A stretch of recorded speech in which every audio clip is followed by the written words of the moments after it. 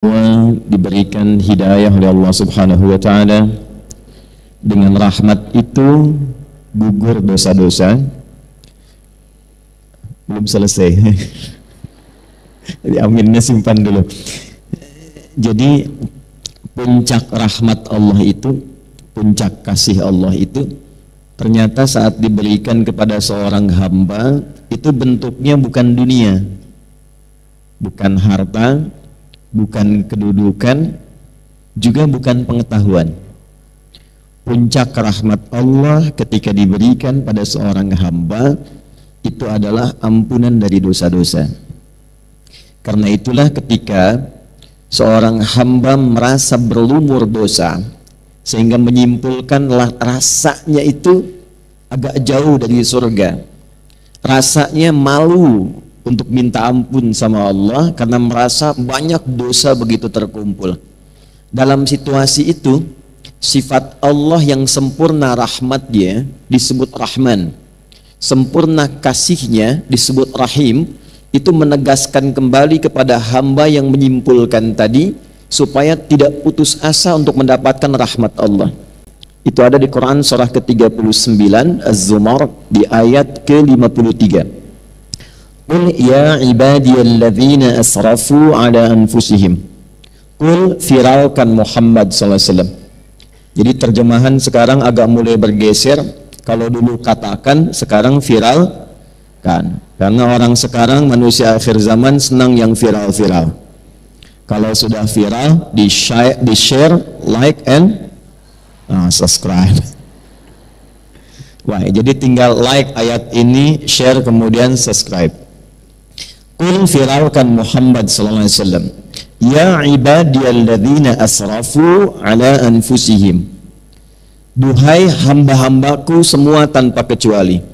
Jadi di sini menggunakan kata alladzina disebutkan sebanyak 1080 kali dalam Al-Qur'an, dan itu mencakup semua aspek dan gender terkait manusia.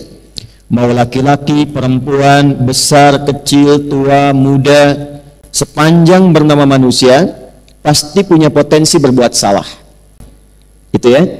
Jadi tidak ada yang sempurna. Tidak ada yang sempurna sepanjang manusia. Bukan nabi, bukan rasul yang punya sifat ma'sum, dijaga dari salah, itu berpotensi berbuat salah. Jadi percuma kalau mencari kesalahan orang lain, Bu. Kalau suami ibu pernah salah, berarti suami ibu manusia. Kalau ibu ingin mengharapkan pasangan yang tak pernah salah, silahkan nikah sama malaikat.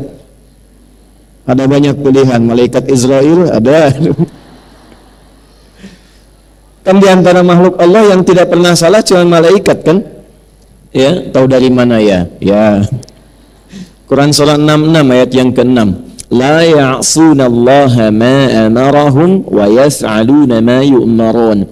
Malaikat itu dicipta oleh Allah dari cahaya bahannya, materinya cahaya takwa. Takwa itu sifat selalu baik. Jadi malaikat tidak pernah kenal maksiat, tak kenal salah, dan mengerjakan tugas sesuai dengan tupoksi.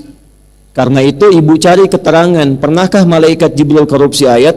Nggak akan ditemukan. Pasti sempurna. Itu sifat malaikat. Nah, nanti lawannya setan. Setan itu tidak pernah kenal benar. Karena itu dalam Quran malaikat disebutkan 88 kali, setan disebutkan 88 kali untuk menunjuk keberlawanan ini. Nah, manusia itu ada potensi benar, kadang berbuat salah. Dalam kesalahan itu jangan pernah menyimpulkan bahwa Allah tidak akan pernah menerima kita untuk kembali. Jangan pernah menyimpulkan bahwa Allah akan mengabaikan seakan-akan tertutup peluang surga. Kalau berada di posisi itu artinya sedang dikuasai oleh pengaruh setan. Karena hanya setan yang menyimpulkan saya salah. Itu poinnya. Nah, di titik itu pun Allah dengan kasihnya yang dalam itu masih memberikan keadilannya untuk menyelamatkan hambanya.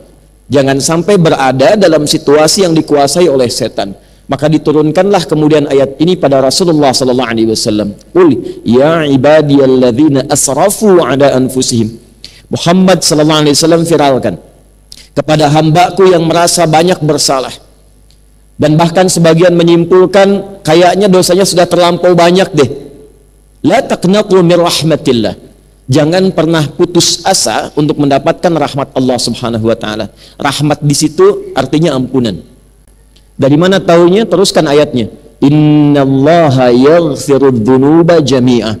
Sungguh aku tegaskan, Allah akan mengampuni semua dosa apapun yang pernah dikerjakan sebelum nyawa sampai di tenggorokan.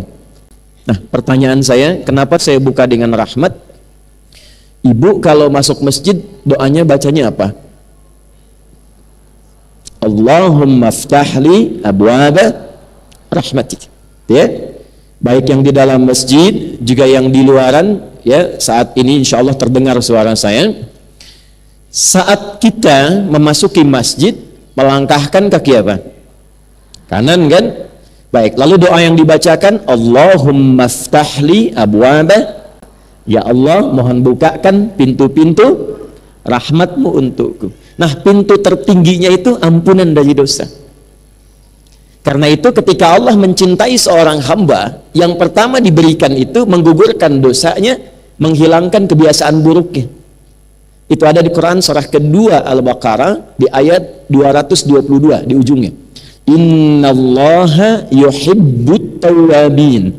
Sungguh Allah sangat mencintai orang yang senantiasa mengoreksi diri untuk terus menjadi orang baik. Bentuknya tawab. Tawab itu sudah tahu salah, kadang dikerjakan lagi. Sudah tahu salah, kadang dikerjakan lagi. Gibah itu salah tidak, Bu? Salah. Tapi masih kadang didiskusikan kan? Oh ya, kan? Saya enggak, Ustadz, bagus, enggak kayak ibu itu tuh. Nah, kan? Nyambung ya. Nah, poinnya adalah kalau seseorang pernah berbuat salah tapi dia mau terus memperbaiki sehingga menjadi saleh dan saleha, di saat dia menemukan titik perubahan pada dirinya, turunlah cinta Allah kepadanya.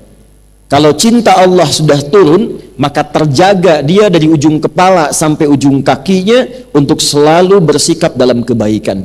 Itulah rahmat Allah yang sempurna yang diberikan pada seorang hamba. Dan itu tiada lain tempatnya kecuali di masjid. Di mana? Di masjid. Nah, di dalam masjid itulah kita membuka, kemudian melangkahkan kaki kanan, mengucapkan Allahumma ftahli abwaba rahmatik. Ini penting saya sampaikan, supaya masuk keluar masjid itu ada perbedaan. Kalau kita paham tentang doa ini, maka jangan disia-siakan ketika masuk. Ustadz belum datang, acara belum dimulai, Anda sudah ada di dalam, sholat 2 rakaat, duduk, koreksi diri, muhasabah.